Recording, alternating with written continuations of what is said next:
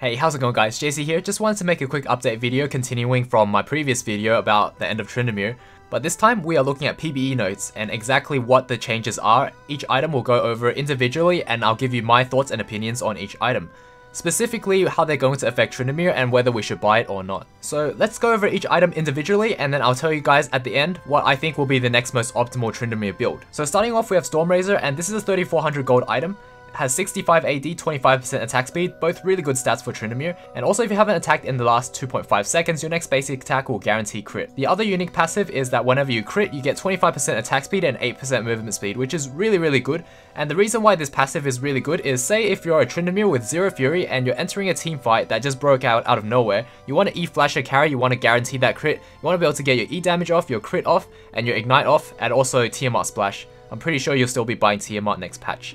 And that way you'll get your burst combo, and because your first auto crit, your E cooldown will be reduced by 2 seconds, so that's also going to help in gap closing afterwards. So I feel like this item might be cool and it could potentially replace Essence Reaver, which is actually very bad, but we'll get to that in a moment. The next item is Last Whisperer. So right now, the armor penetration is bonus armor, so if you were a tank that buys a lot of armor, then this item will actually do something. But say if you're up against someone that is not a tank, just doesn't buy any armor at all, this item will do absolutely nothing for you. But after the change, it's going to be 10% total armor, so whether you buy armor or not, it's just going to shred a flat 10% rate.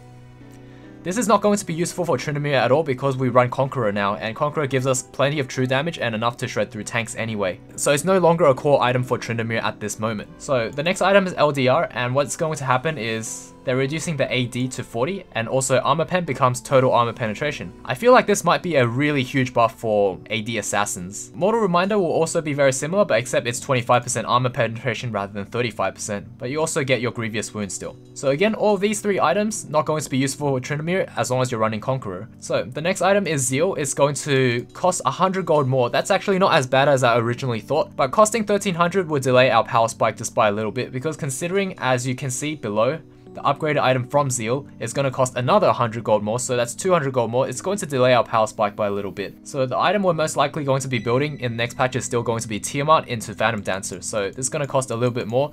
Not the end of the world, but it will still be a small nerf, not only to Tryndamere but also to ADC, so I think I'm fine with that. Next item, Infinity Edge. This is going to cost 3700, before it cost 3400, so we have to note that if we were to buy this item early, we have a significantly delayed power spike, but also the fact that it doesn't give crit anymore, so you have to buy a Phantom Dancer first and then go into Infinity Edge, and both items have been nerfed in terms of pricing. So the changes to IE is AD is increased from 70 to 80, and it doubles your crit chance. One thing that's really good about Tryndamere is his passive gives him crit, so if he has 100 Fury, he gets 35% crit. On top of that, with Phantom Dancer, you have 65% crit, so if you have double crit chance from IE, you have 130% crit.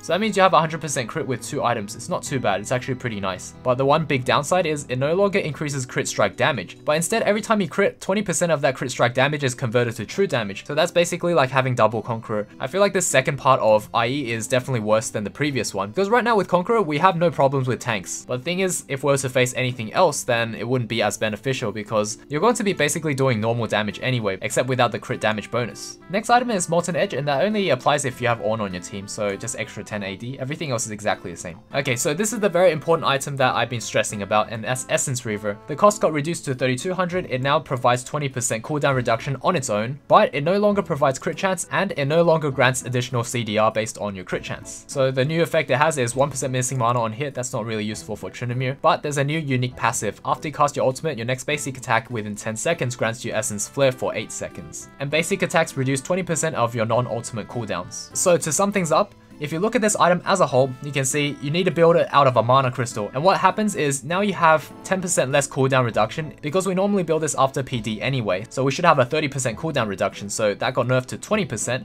On top of that, you lose your crit, and all of that gets changed into 300 mana. So that's completely inefficient for Tryndamere, and you should no longer build this item. Especially if you look at this, Essence Flare, it only procs when you cast your ultimate, and you only cast your ultimate at the very end. You don't cast it at the beginning of a fight, so you're going to be using it for the last 5 seconds. After that 5 seconds, you're going to be dead, or you have to disengage anyway.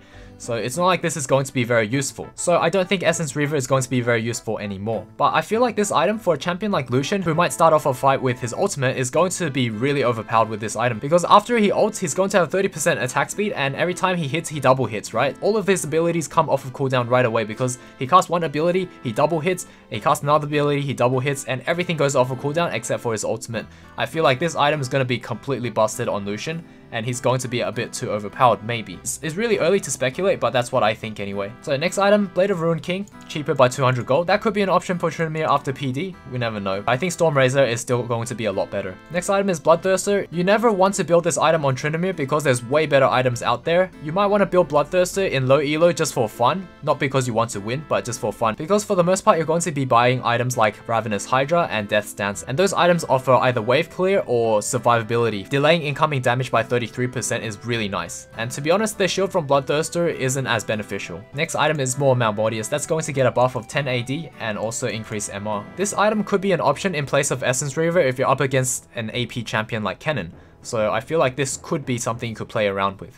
As for Guardian Angel, this item is bugged for Tryndamere because you can actually press your ult and have Guardian Angel animation go off at the same time, and then you'll waste both of them. Guardian Angel, it got a buff, 5 more AD and 10 more armor. This item you almost never want to buy for Tryndamere because there's a bug where you can press your ult and be stuck in the GA animation, wasting both of those at the same time. So unless you want to maybe buy it for a very specific situation like backdooring a Nexus, which then you want to make sure that you let the GA pop first, and then after that, once you revive, you press your ult after. So I think in that one situation, otherwise I don't think you'll ever want to buy GA. Just throwing it out there, it's bugged for Tryndamere. So the last change that might affect Tryndamere is Hail of Blades. Let's just say Conqueror is way too good for Tryndamere and you'll never want to get Hail of Blades because this keystone is like lethal tempo. You gain 50 to 100% attack speed for the first 3 attacks made against an enemy champion. If we don't take lethal tempo, why do we want to take this one? We definitely always want to take Conqueror, that's for sure. So in conclusion, what I think the most optimal build for Tryndamere is going to be after this patch hits is going to still be Tiamat Zerkagri's PD, and then instead of Essence Reaver, you want to get Storm Razor. This item here, it's going to help out a lot because you'll have decent amount of crit chance from your PD and also your passive,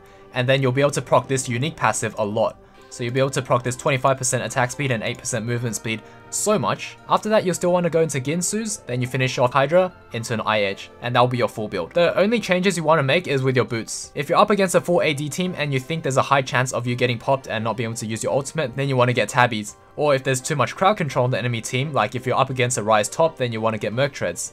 So that's the only exception. I feel like that will be the final build for next patch. Anyways, leave a comment down below what you guys think of the next patch, and if there's any alterations to the build that you might want to suggest. Also, today I'm uploading 2 videos, so if you haven't already checked it out, check out my Bronze to Diamond episode. It's going to be on Tryndamere specifically for today. Anyways, that is all for this video. I'll see you all in the next one. Cheers.